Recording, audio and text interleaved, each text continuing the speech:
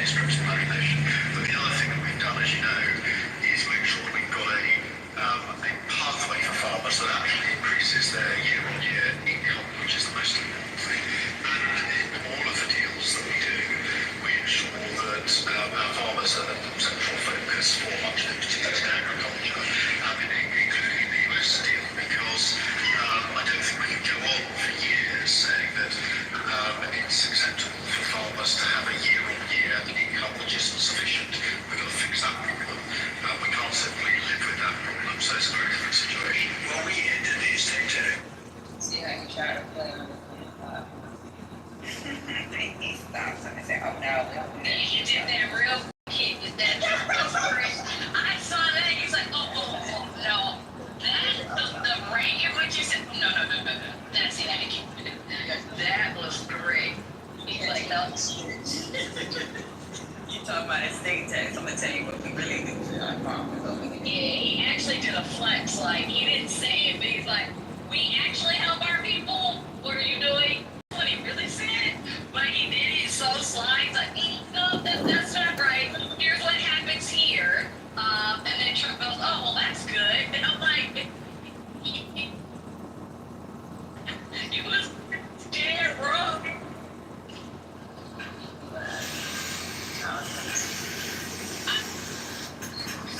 They're mad because I was back here like, yep.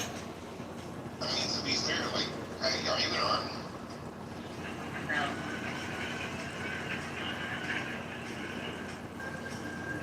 Where is you? I'm on federal. Where do you sit? Classified. What? Classified. Your MOS is not classified. What did you do? Classified.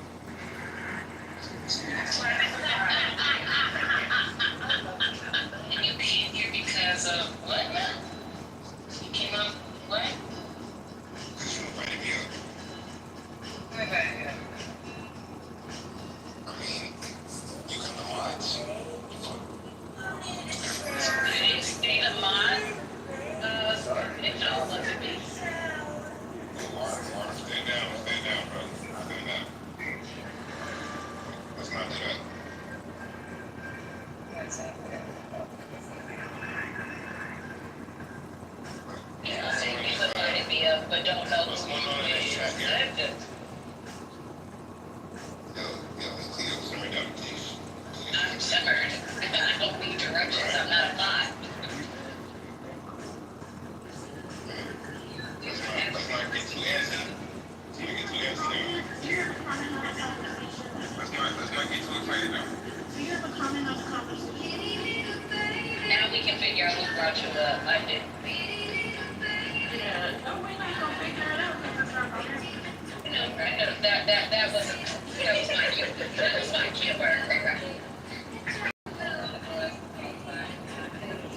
Yeah.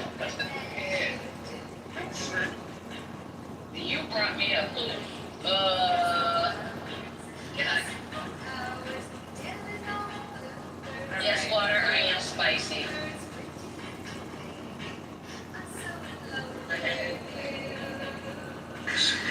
There is no estate tax on us. So when a parent leaves the celebrities comes, they don't make a lot of money, but it's a way of life and they love it. Dude, it's the most beautiful thing they've ever seen. They live in a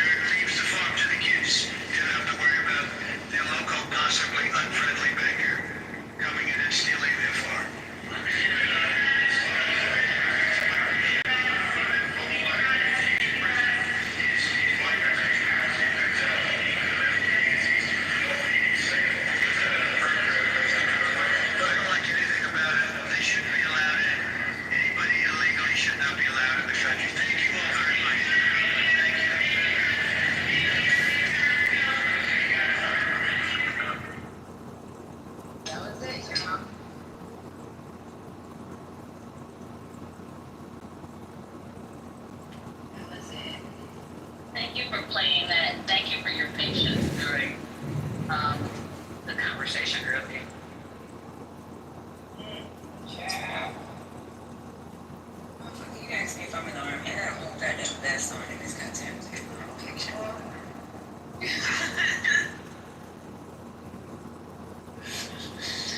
Whether it's aftermarket or not, I got a whole vest on in this picture.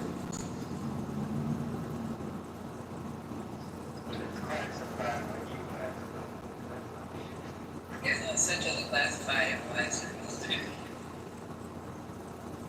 Maybe the job that you're doing currently may be classified, but or whatever mission you're on may be classified, but you're not for damn influencing.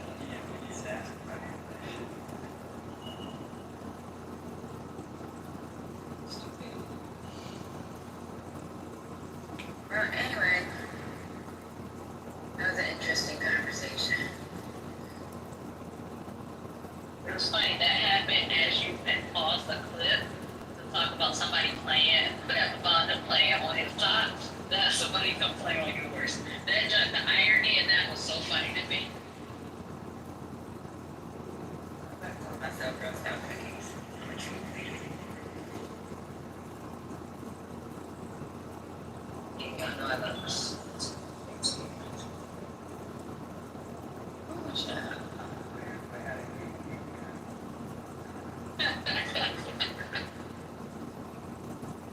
Okay, let me see what else is going on in the job.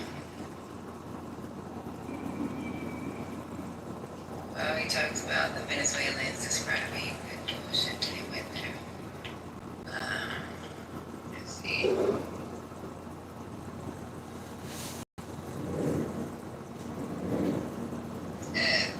We are setting up food centers. Well, they said we're setting up food centers.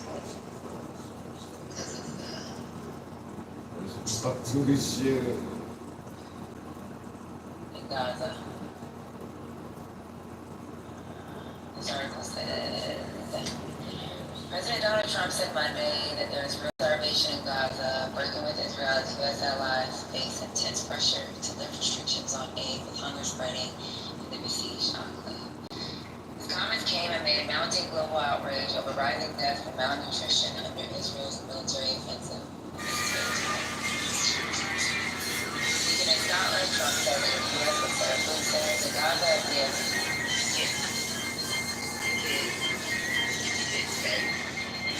He disagreed with Israel's Prime Minister's assessment that there is no starvation in Gaza. Trump said that he has seen images of Palestinians on TV and that those children look hungry. He later added that the screens he scenes were real starvation and that you can't fake it. Partial easing of restrictions under a new round of tactical pauses has done little to quell fears of the spiraling hunger crisis.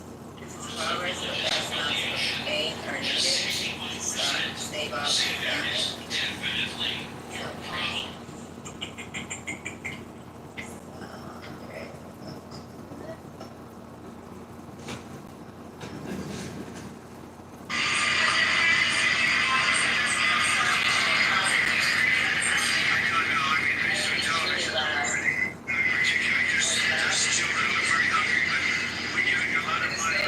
That's better, thanks. Some of the nations are now stepping up. I know that this nation is really such a military crisis. It's an absolute catastrophe. And nobody wants to see that. And I think people are revolted to see what they're seeing on their screens. So we've got to get to that ceasefire. And thank you, Mr. President, for leading on that. And also to just get more and more aid in. America's done a lot on this. A lot of countries done a lot. We're now working with Jordan on getting direct aid promising from this situation. I think Israel has done all it can. Well, I think nobody's done anything great over there. The whole place is a mess. It'll get straightened out, but it's a mess. They have to get food every day. We need food and safety right now. Yeah, when he was talking, he said you're doing great and believe it. He was like, you know how he has his eyes halfway closed and he's shaking his head up and down. Like, yeah, running that shit. But Trump is running these niggas friends around. Maybe just like, no more countries crazy in the UK. It's in Scotland.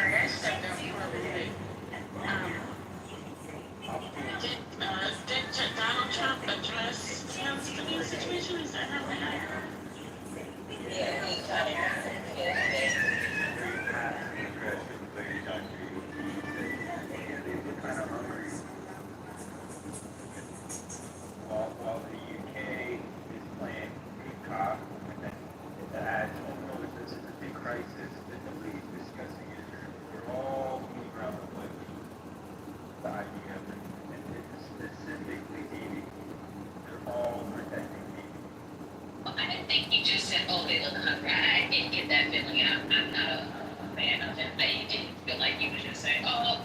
It did sound like he thought it needed to be prioritized or something should be done about that. That is what I got from it. I didn't get it. Now it wasn't direct saying, making accusations against baby. That I agree with as well, but it didn't feel like it was like, oh yeah, there's just a couple of hundred kids. That's not what I got when I listened to it. I can't say, like it's a feeling we're kind of talking about, so I'm not going to argue that your feeling may be different about that, but I wanted to just shoot Played it again, but I heard very clearly he said nothing else, nothing more besides they look hungry.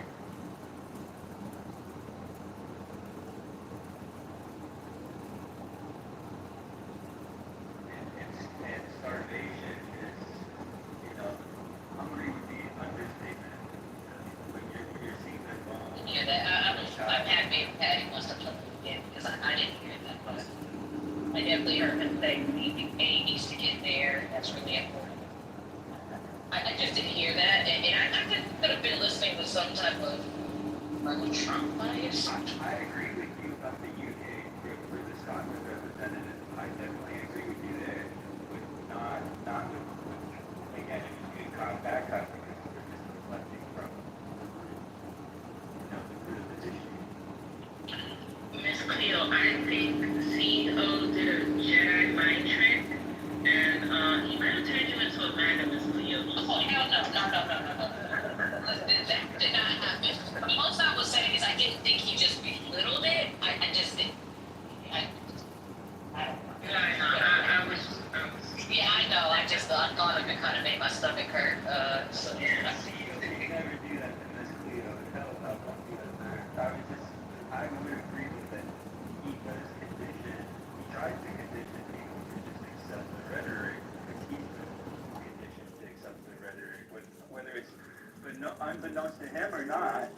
He does become a little too complacent when the whole subtext of whatever he's saying, Trump, whatever he's saying, the subtext is relax. Oh, they look a little hungry. He didn't say little, but he did say, oh, they look hungry. It did sound like he was belittling the situation. yeah, I'm happy to listen to it again. Maybe I'll even do it on my own. I just didn't hear it that way. I did hear, yeah. I don't think he made a big deal out of it either, but it didn't feel belittled to me.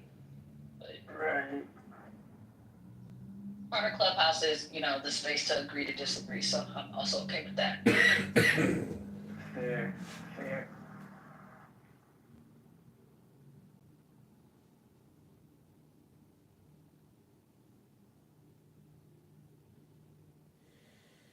The Netherlands has declared Israel as a security threat, which they've never done in their history, and that's very telling, if you ask me, of the global climate, geopolitical climate.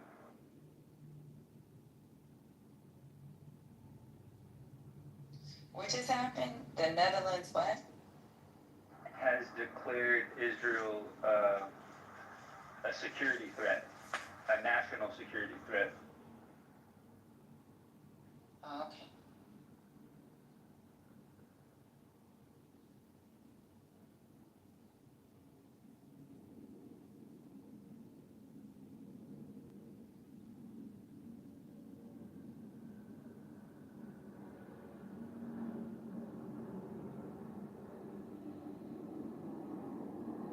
Okay, I think I found the clip.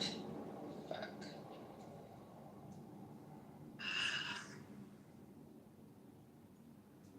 Okay, so let me go back in the music mode. I found it.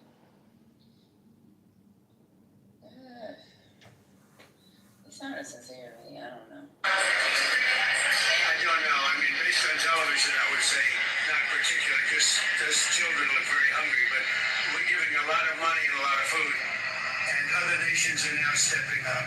I know that this nation is. It's a humanitarian crisis. Right. It's an absolute catastrophe. But nobody wants to see that, and I think people in Britain are revolted at seeing what they're seeing on their screen. So we've got to get to that ceasefire, and thank you, Mr. President, for leading on that, and also to just get more and more aid in. Again, America's done a lot on this, a lot of countries have done a lot. We're now working with Jordan on getting direct aid drops in. This is a desperate situation. So you think Israel has no more candidate for this casualties of that?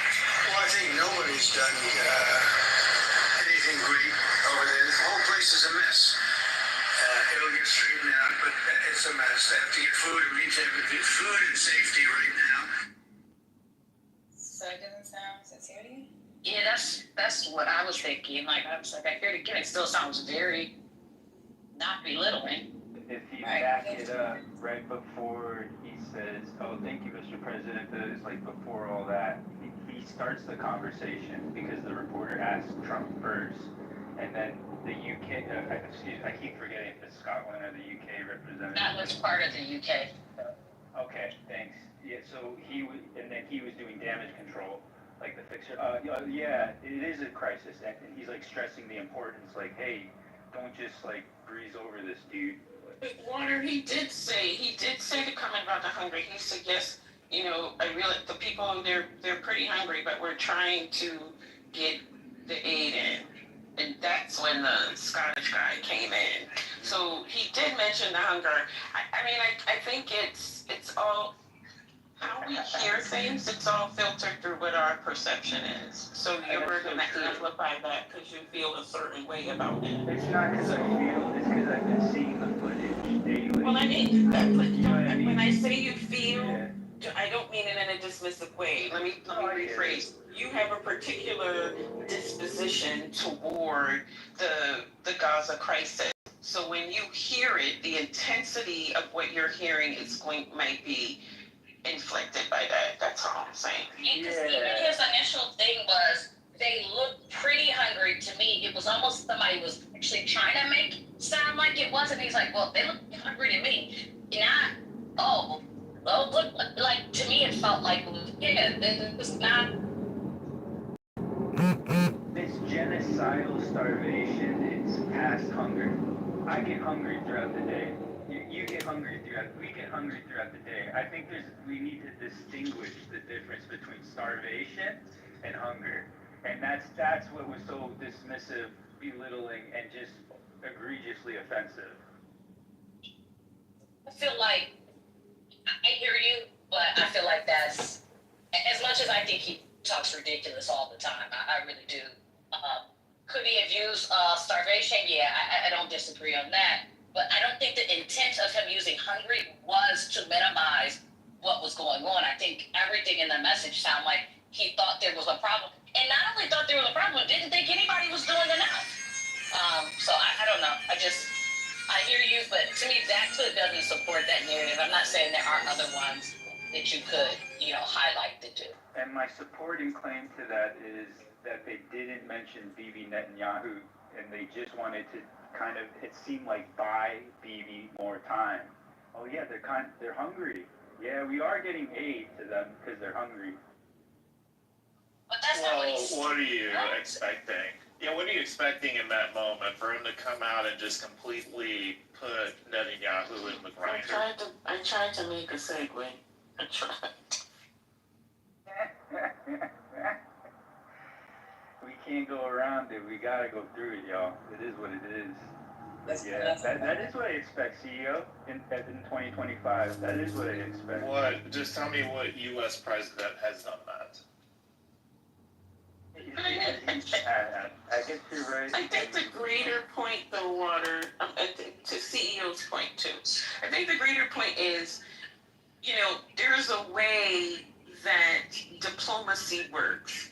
If you want an all-out fight with somebody, right, then you start at level 8, and then you go to level 10, meaning calling people out directly in public for their behavior. Like, that's a way to escalate a person's behavior, especially if you're dealing with someone who is, in Bibi Netanyahu's case, who is battling, in many ways, his public perception, right? Like, he don't want to go to jail. He know them people about to get him. So you don't want to exacerbate, sort of like the Hey, not gonna interrupt me, sir, because I'm not. I'm sorry. I'm so sorry. Yeah, go on mute. Thanks. So there's a way in which the diplomacy has to work, and you can escalate within diplomatic, right? Within the diplomatic process, you can escalate. But to go on TV and to call him out and with whatever way you're talking about without having that as a direct conversation with him, I think it's inappropriate. Now, if they've talked about this stuff to a certain level, great. And I get what you're saying, but that's not our president's job. Our president needs to go to the international agencies and say, look, y'all need to be doing this, do that, let's get together. Like, you just don't do that.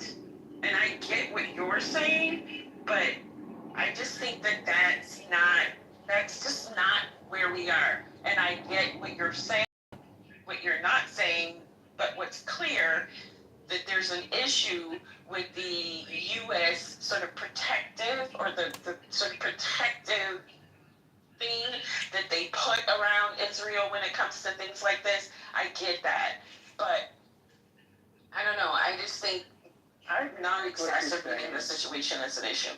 I agree with that wholeheartedly, and I'm not trying to exasperate it. I specifically agree with being diplomatic and using diplomacy with this matter, even if it is emotional, and to not bring emotion into it like a journalist. So whatever has to be done or said has to be done or said.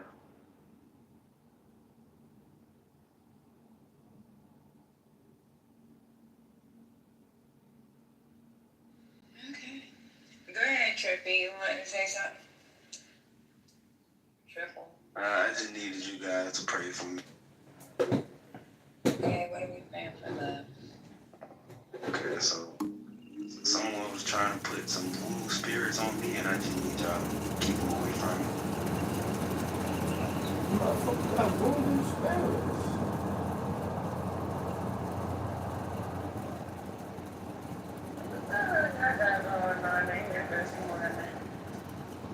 So Dr. H.E. Week said to not use it.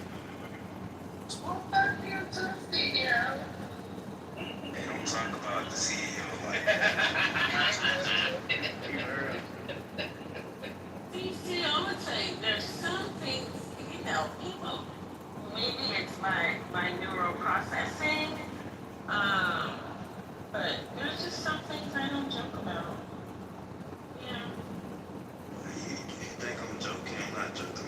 I wasn't referring to you, sir. Notice I said CEO, so that means I was directly responding to you. Yes. Darn it. That's okay. We gotta just make things clear. And I'm gonna pray for you. Everybody but the CEO. That's what I did. I literally sent a referee the day of. The blessed day to the fuck you was hilarious. Well, let's not, we're trying to talk about other and about not really listening, but I like to have something to talk about, so. That's hilarious. You ain't paying us no attention. Want us to recap because you ain't listen to us. That's what you just did. You just said, hey, y'all ain't really matter in my life earlier. Now I want to come in and have you tell me what you were just like, literally didn't care about y'all. We were talking about how people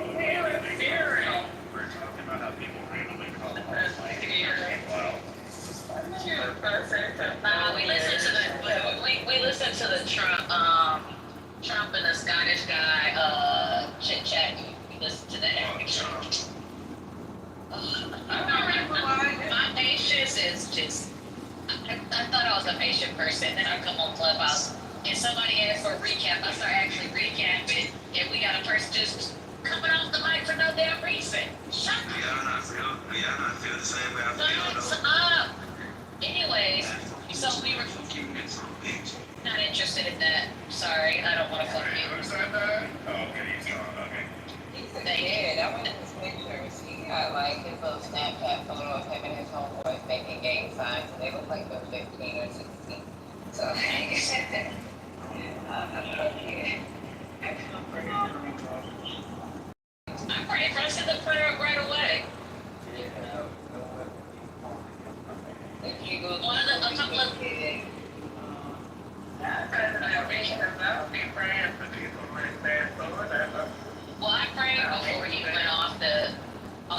else, and I figure my prayer for him to be protected ain't gonna do me no harm. Well, I ain't got to do nothing. How was the lesson, yeah? I don't pray for nobody. Yeah, I just said, you ain't agree. No, maybe either. I pray for myself that I hurt nobody. That's what I pray for. Actually, that's praying for a lot of people then.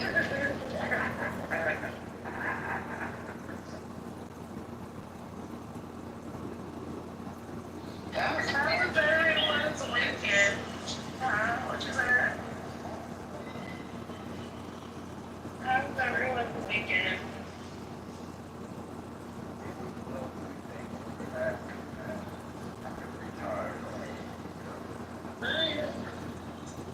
I think it'll make sense this week. Because that's what we praying for today. Are you on Clubhouse? You on the different Very application now? ambitious. Yeah, she is very ambitious. I was like, she must be signed in through a different app than what I signed into. I mean, one day, one of the main something, ain't no trouble praying for it.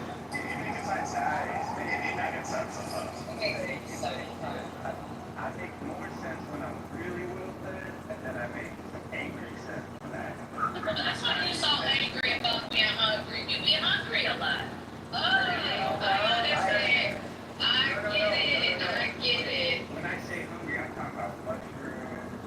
No, I don't know what you're saying at all. I don't like mushrooms, period. He cried, unfortunately, you guys, I don't want to be high, but he cried. He cried. Not high. Damn.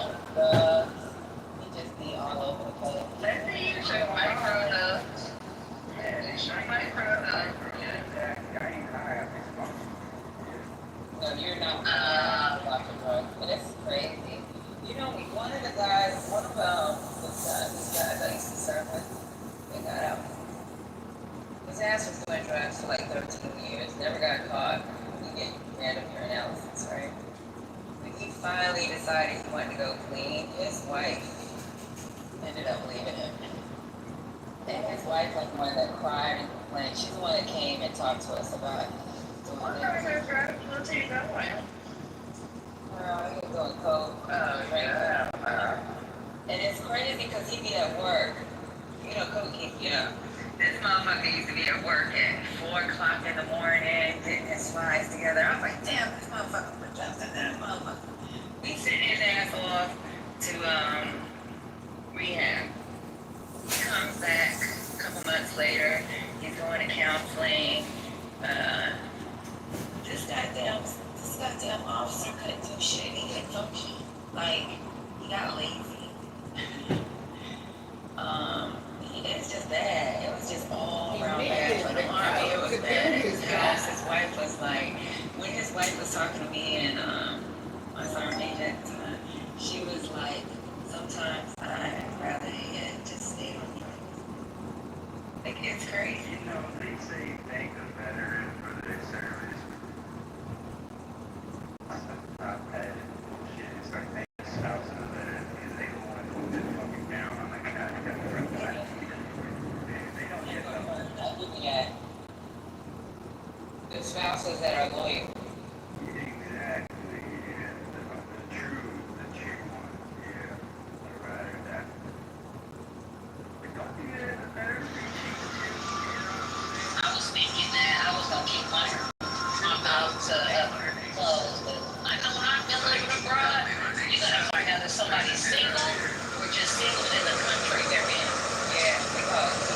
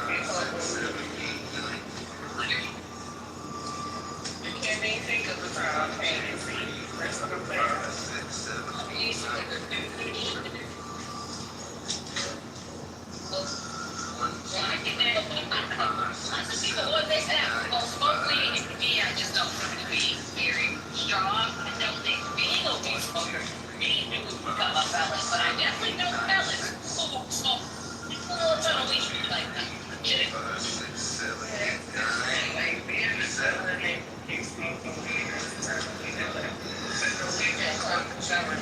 whatever you was doing, I was promoting, the felon. Not that I agree. Or you might have got caught over here, and that was, Well, I mean, I get it. What the problem is, because you can already say you want that, and it's already going to do the time. When I see the it's never the right time, actually. It's too early, it's too late, it's not our time, ever. Wow. Holy shit. How you doing that? Wow. My sermon for yesterday from church, and I was thinking about Revelation. I'm doing good. Looking at the grease on the grass, loving life. For us. And it was actually kind of fire and brimstone about how Jezebel was telling Christians that they can marry non-Christians and the calamity that happened. And I could tell it would get really quick. are you an evangelist or a southern Baptist? I'm a Southern Baptist and an evangelist. He said Jezebel was talking about Christians. I mean, which Jezebel are you referring to? Because there's two in the Bible. Some in the Old Testament or some in the New Testament. One's in Revelation.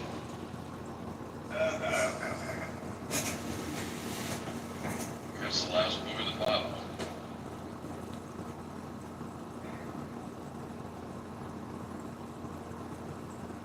No, she was telling, I know this was a really important relationship to you, and I just respected it, and I feel tremendous guilt. Fuck you. All this fucking sarcasm. I agree with you. You don't deserve the sarcasm for how long it's pretty unfair. Now you'll have to go to Dubai to make it up. Not only that, he's fucking wrong all the time. Like, you got all this sarcasm and you're wrong all the time. So next time I'm in Dubai, you and me, cigars. See, next time I'm here you're never in Dubai. I've been to the airport once, so you will have to come to the airport or meet up with me home.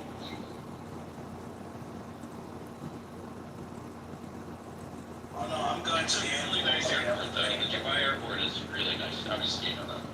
Yes, the books. It's great.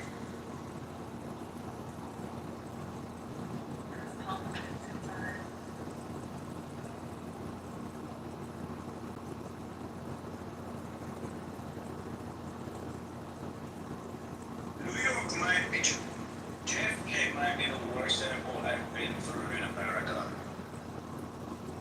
No, it's Miami. Miami is really You're sat in their lounge, okay? First class lounge, didn't even walk into you. What the hell are you talking about? on the way in, on landing. How was that, because they didn't greet you with a carry? No, I'm just saying, the aesthetic of the lounge, I mean, the aesthetic of the airport is just like cheap. Yeah, LaGuardia, they're putting a bunch of money into, so it actually is a little bit nicer. There you go. But now you have to walk for fucking ever. So it's kind of, because that was one good thing about LaGuardia, there were a bunch of gates where like you get to the door 3 minutes from your gate. And now it's like fucking 15, 20 minutes, like, which JFK is always that same way. Well, they kind of modeled it after London. It's really not true. You landed in Heathrow's premier terminal, which is Terminal 5, and it's amazing compared to JFK. Yeah, I appreciate landing there because I get my 45-minute walk. You need a 45-minute walk. Walking exercise. It's not true. It's just not true. LaGuardia has very little international stuff because they've got like a 2,500 mile limit or something. Terminal 2, you're right about. Terminal 2 sucks. But Terminal 5 is great. Only problem is, only fucking British Airways flies there. Brussels and Schiphol, you have to. Schiphol is also nice as well. But again, I'm not even talking about it's just the aesthetic, you know. You land in JFK and it's like, wow, I've just landed in fucking Nigeria.